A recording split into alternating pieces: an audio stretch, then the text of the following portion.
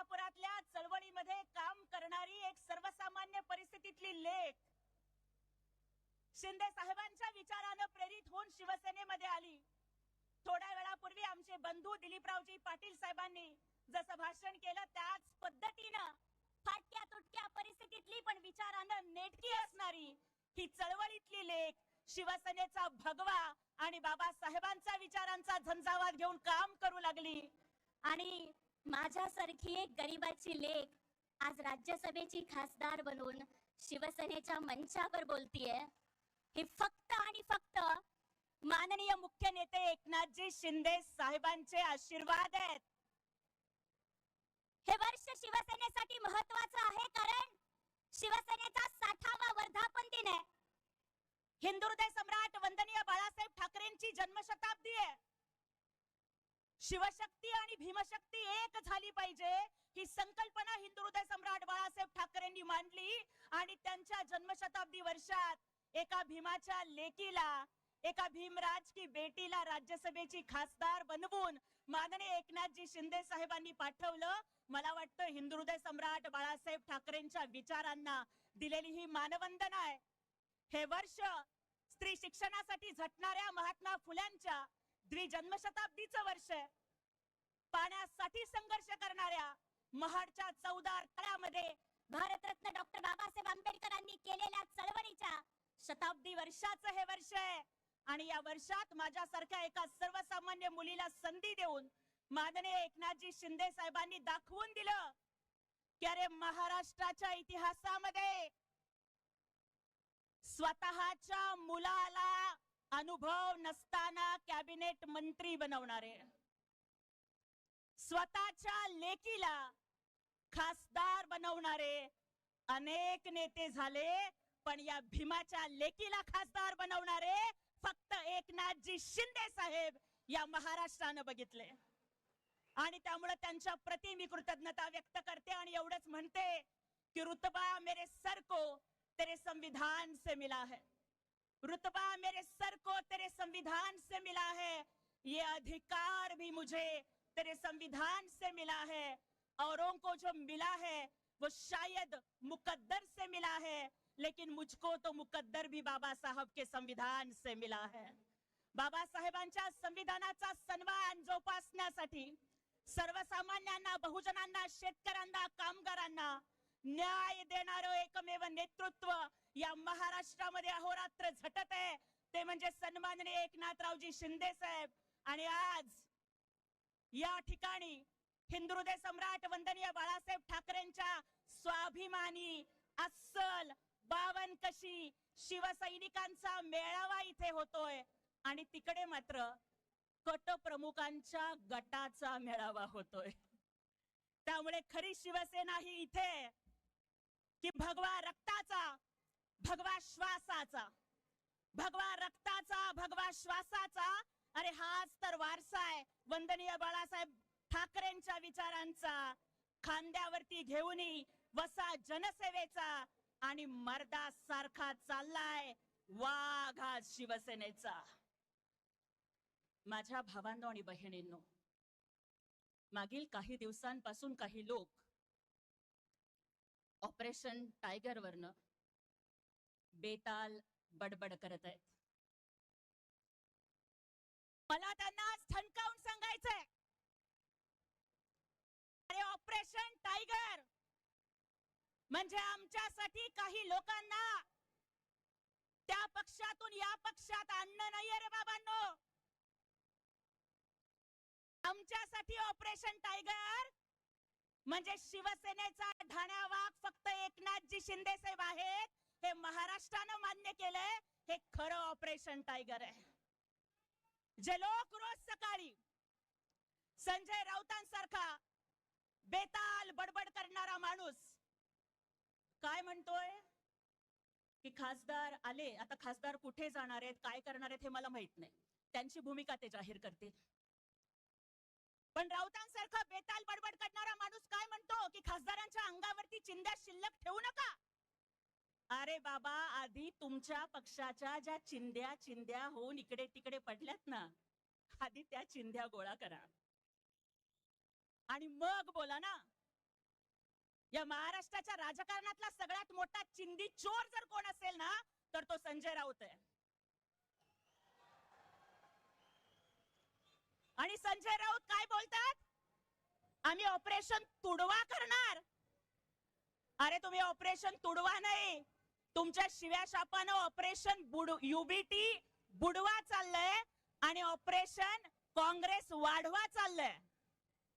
संजय राऊत पुढे जाऊन काय बोलतात? शिव्या शाप, भची भाराकडी, आणि तुम्ही सांगताय राडे करणार. संजय राऊत, राडा करण्यासाठी मनगटामध्ये दम असावा लागतो आणि तो मनगटातला दम फक्त अस्सल शिवसैनिकात असतो. तुमच्यासारखी तोंड पाटीलकी करणाऱ्यांच्या फक्त जिभेत आणि तोंडात दम है. अरे बगावत करने के लिए, ऑपरेशन करने के लिए शेर का कलेजा चाहिए होता है, जो हमारे नेता एकनाथ जी शिंदे साहब के पास है. पण तुमच्याकडे दुर्दैवानं कलेजा पण नाही आणि भेजा पण नाही, म्हणून तुमच्या गटाची ही अशी अवस्था झालेली आहे. आणि त्याच्यामुळे राऊतच्या खासदारांना तुम्ही राजीनामा द्या म्हणताय. जर असेल नैतिकता, असेल चाड शिल्लक आणि असेल लाज शिल्लक, तर पहिल्यांदा स्वतःचा राजीनामा टाका. कारण तुम्ही राज्यसभेचे खासदार, हे तुम्ही ज्यांना रोज शिव्या देताय ना, ते आमच्या 40 आमदारांच्या मतावर झालेले आहात. तुम्ही वाघाचं कातडं पांघरलेलं लबाड लांडगं आहात. असेल हिम्मत तर द्या राजीनामा, उतरा मैदानात आणि मग बघूया कुणामध्ये किती दम आहे. आणि इथून पुढे औकातीत राहून बोलायचं, तोंड सांभाळून बोलायचं, नाहीतर तोंड फोडायचं कसं असतं ना, हे शिवसैनिकांना कोणी शिकवण्याची गरज नाहीये. आणि संजय राऊतांसारखी माणसं बाकीचं काहीच करू शकत नाहीत. त्यांचं वर्णन मी मराठीतल्या एकाच म्हणीत करते की राऊतांची अवस्था म्हणजे अंगात नाही बळ पण चिमटा काढून पळ अशी आहे. तर इथून पुढे चिमटे काढू नका. अरे तुमचे खासदार सोडून गेले, तुमचे विभाग प्रमुख, शाखा प्रमुख तुम्हाला सोडून गेले, तरी सुद्धा तुम्ही माईक वरती एवढ्या घमेंडीनं बोलताय. राऊताचं बडबडणं बघून मला रवी किशन यांचा एक डायलॉग आठवतो भोजपुरी सिनेमातला. रवी किशन म्हणतात की जिंदगी झंडवा फिर भी घमंडवा. मला आश्चर्य वाटतं ह्या लोकांचं. अरे आपल्या घरात भांडण झाल्यावर शेजाऱ्याला दोष द्यायचा नसतो, आपल्या घरातली भांडणं आपण मिटवायची असतात. तुमचे खासदार कुठे गेले तुम्ही शोधा ना. का ती माणसं तुमच्यावर नाराज आहेत? अरे तुम्ही कायम फेसबुक लाईव्ह राहणार, तुम्ही कायम नॉट रिचेबल राहणार. कुणा आमदार खासदारांच्या घरी कोणी हॉस्पिटलमध्ये गेलं तरी तुम्ही भेटणार नाही. कुणाच्या घरी दुःखद प्रसंग घडला तरी तुम्ही त्यांचे डोळे पुसणार नाही. घर कोंबड्यासारखं घरात बसून राहणार आणि लोक तुम्हाला सोडून गेले की मग गद्दार, खोके, बिके ह्या भाषा तुम्ही करणार. तुम्ही ना पंचायत समितीत प्रचाराला बाहेर पडलात, ना तुम्ही नगरपालिकेला बाहेर पडलात, ना तुम्ही महापालिकेला, मुंबई महापालिका सोडलात तर कुठेच प्रचाराला गेला नाहीत. शिवसैनिकांना वाऱ्यावरती सोडून दिलं. तुम लढो हम कपडे संभाळते हैं अशा पद्धतीची भूमिका तुम्ही घेतली. आणि दुसऱ्या बाजूला आमचे नेते, मुख्य नेते सन्माननीय एकनाथरावजी शिंदे साहेब मात्र पायाला भिंगरी बांधून प्रत्येक सर्वसामान्य कार्यकर्त्याच्याही निवडणुकीच्या प्रचारामध्ये त्यांनी प्रचारांचा, सभांचा, दौऱ्यांचा झंझावात घेतला. आणि त्यामुळेच आज शिवसेना आतापर्यंतच्या 60 वर्षाच्या इतिहासात शिवसेनेचे सगळ्यात जास्त नगरसेवक निवडून आले, पंचायत समिती सदस्य निवडून आणले आणि राज्यामध्ये शिवसेना दुसऱ्या क्रमांकाचा पक्ष आहे आणि प्रादेशिक पक्षामध्ये पहिल्या क्रमांकाचा पक्ष आहे. यासाठी एकदा जोरदार टाळ्या वाजवून आपण आपले नेते माननीय शिंदे साहेबांचं अभिनंदन करूयात. अरे तुम्हाला रक्ताचा वारसा लाभला पण तुम्हाला विचारांचा वारसा सांभाळता आला नाही. आणि सतत ऑनलाईन राहून फेसबुक लाईव्ह करत घर कोंबडा बनणाऱ्या उबाठानी दाखवून दिलं कि विरासत में बाप की गद्दी मिल सकती है लेकिन बुद्धी नहीं मिलती. आणि त्याच्यामुळेच तुमची राजकारणाची सद्दी आता संपत चाललेली आहे. आम्ही एक वेळेस मान्य करू की उद्धवजींची तब्येत ठीक नाही त्यामुळे ते बाहेर पडत नाहीत. पण अरे तुमचे युवराज जे फक्त शिव्याशाप देतात, ते फक्त cold coffee, night life, penguin याच लाईफ मध्ये मग्न असतात. एका बाजूला तुमचा युवराज कोल्ड कॉफी पिऊन त्यांचं रक्त थंड पडलंय, पण आमचं युवा नेतृत्व संसद रत्न खासदार डॉक्टर श्रीकांत शिंदे साहेब 47°C तापमानात सुद्धा अखंड शिवसैनिकांना भेटतायत. अरे आमचं नेतृत्व कोल्ड कॉफी पिणार नाही, रस्त्यावरचा कटिंगचा चहा पिऊन शिवसैनिकांच्या अडीअडचणी जाणून घेणार आहे.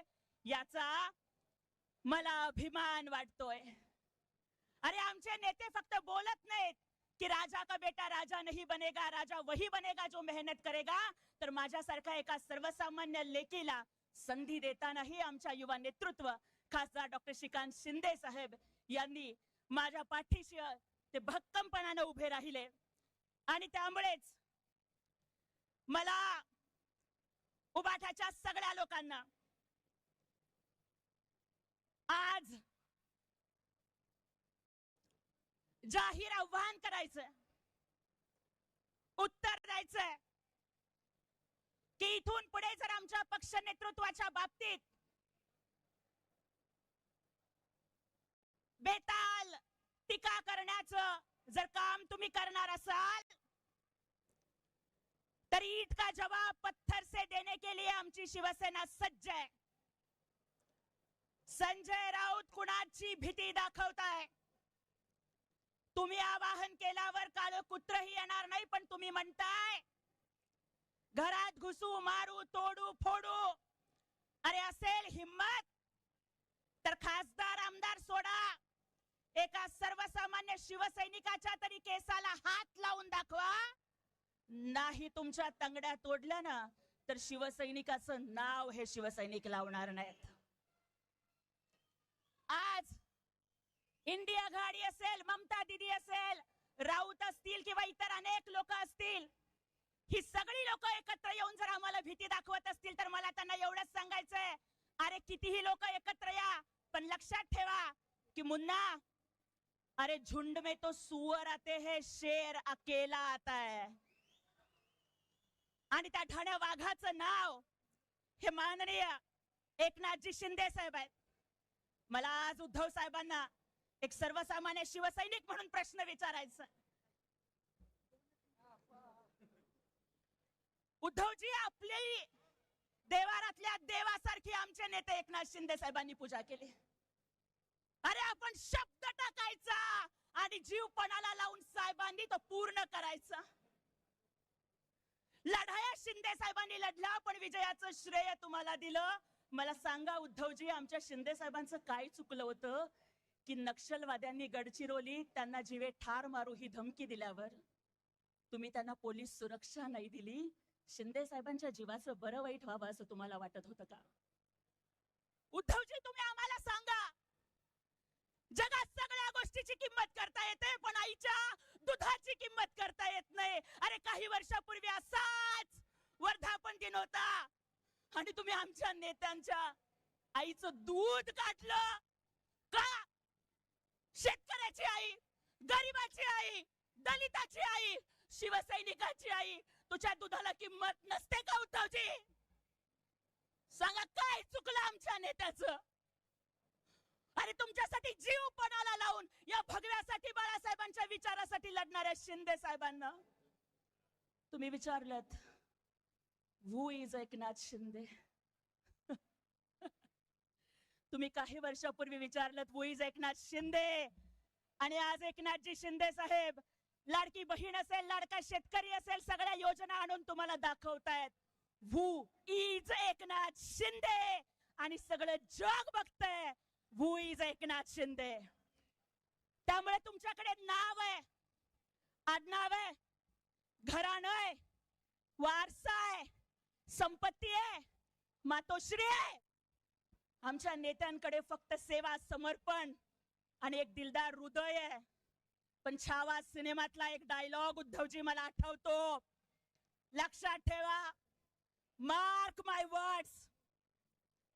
हाथी घोड़े तोफ तलवारें, फौज तो तेरी सारी है. हाथी घोड़े तोफ तलवारें, फौज तो तेरी सारी है. महाराष्ट्र की राजनीति में एकनाथ जी शिंदे साहब आज भी सब पे भारी है.